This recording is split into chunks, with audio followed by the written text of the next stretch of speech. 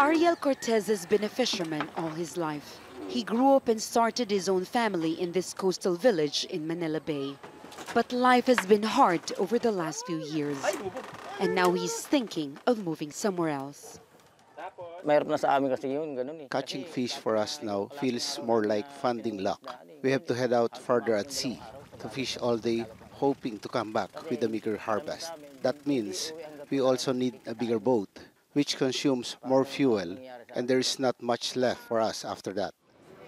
More than 2,000 families live on this part of Manila Bay. Many of them have been living here for generations, and almost all of them are dependent on fishing for their livelihood.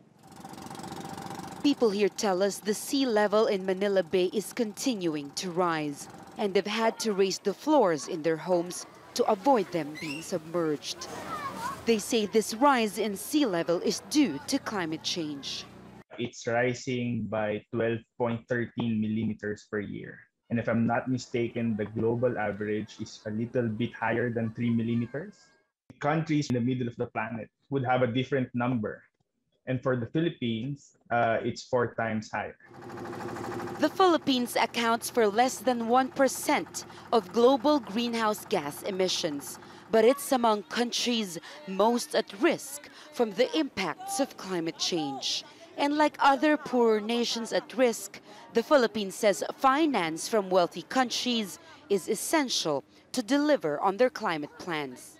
For the poor, President Rodrigo Duterte says the poor are always playing catch-up with the rich, with no hope of ever succeeding in closing the gap.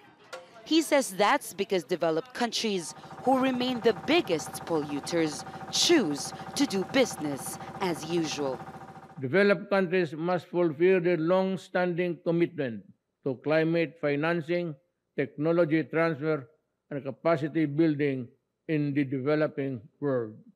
This is a moral obligation that cannot be avoided. ARIEL Cortez says he may not fully understand the science behind climate change, but he lives with its effects every day. Jamela, Alindogan, Jazeera, Manila.